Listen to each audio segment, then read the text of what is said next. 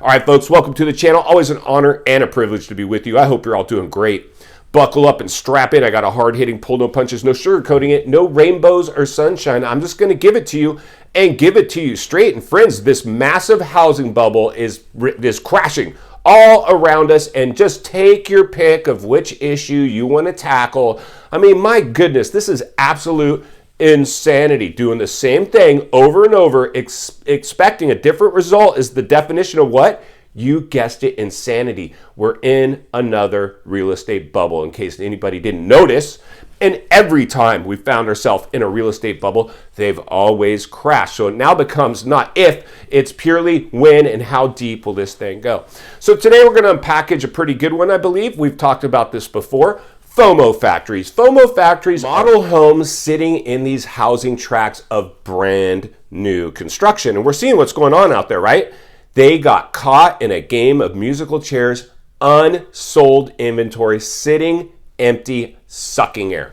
These homes are sucking air and they are desperate. They're selling them off at a loss. But that's not the issue we're going to talk about today. Today we're going to talk about the craftsmanship of these strip homes.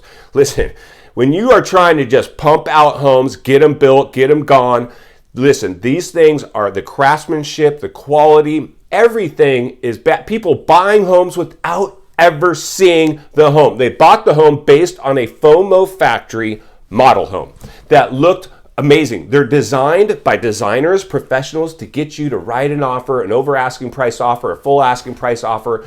And now they are in massive trouble. But these houses are now, I'm getting reports, people just cracks in the foundation, in the tiles, the carpet went sideways, appliances failing.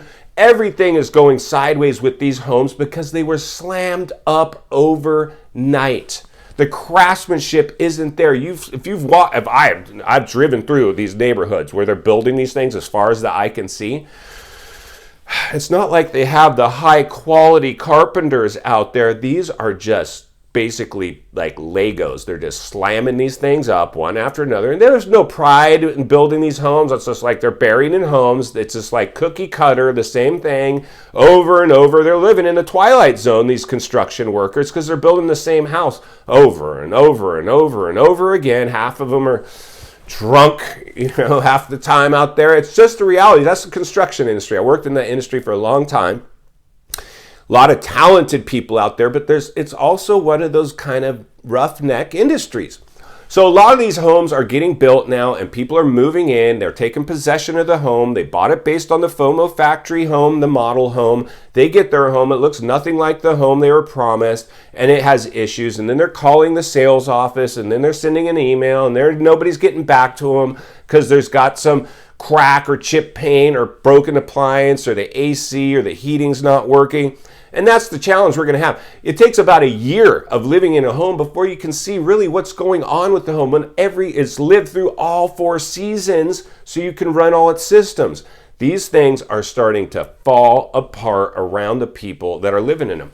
So today we're going to read through a little article I found that kind of speaks on this matter. Then we're going to meet back here and wrap it up. Let's get started. All right, guys, buckle up and strap in. Let's skim through a little bit of this article. New home defects, holding your builder responsible under a warranty.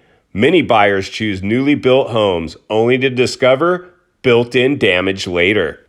The result is that some of the best parts of the builder's warranty expire quickly, such as for carpeting, tiles, paint, and roofing. Pay special attention to your own responsibilities under the builder's warranty. You might have been given a detailed list of maintenance obligations. Ignoring these gives the builder a perfect excuse to deny you protections under the warranty.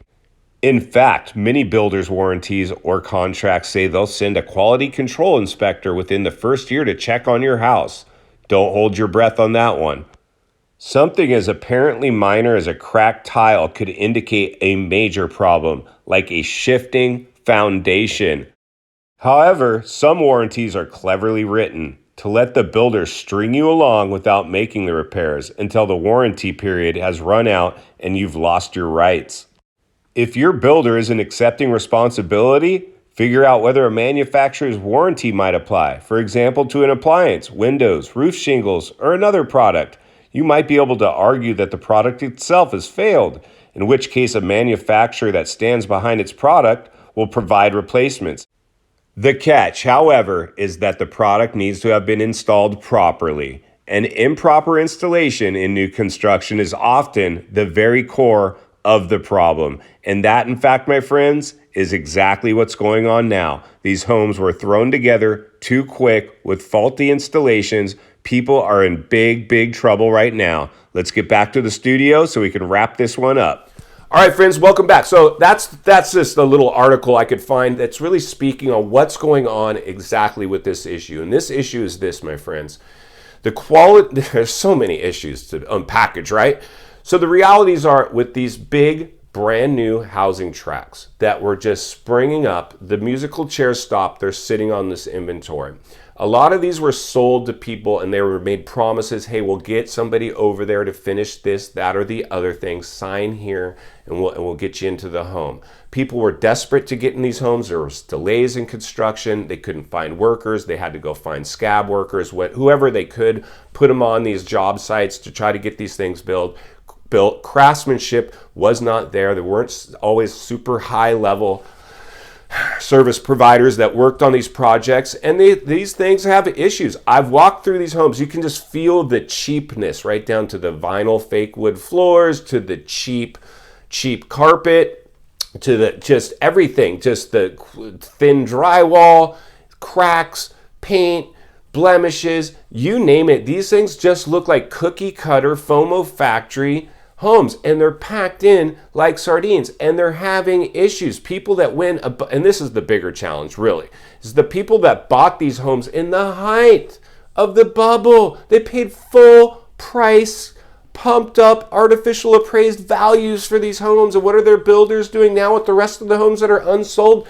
Liquidating them. So now you're competing with homes. Your home's no longer worth what you paid for it because the builder's selling them off at a fraction of what you bought for at the height. A bad recipe for disaster. Again, take your pick as we raise awareness, ring the bell, sound the alarm, read between the lines, and look between the cracks of the health of our U.S. housing market. I've always said this is the real estate channel. This is much bigger than real estate, though. We have to understand what's going on, the waters that we're swimming in.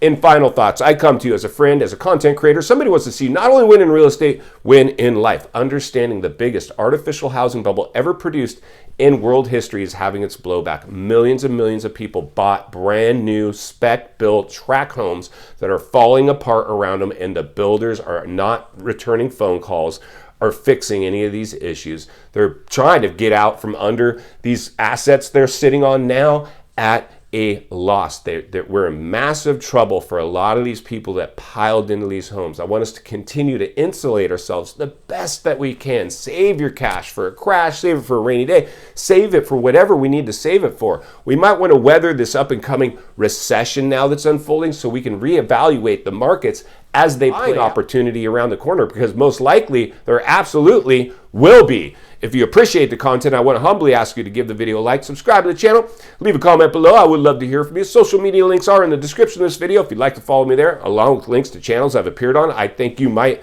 enjoy. If you're interested in buying or selling real estate here in America, I have the biggest network of top-rated agents in the nation ready to assist you. It would be our honor and our privilege to do so. There's an email in the description for you as well. If you're watching from your television set today and you enjoyed this video, I know you're going to love the next video, and there's an easy subscribe icon for your convenience. As always, thank you for your time. Please go make it count today. I'll see you on the next video.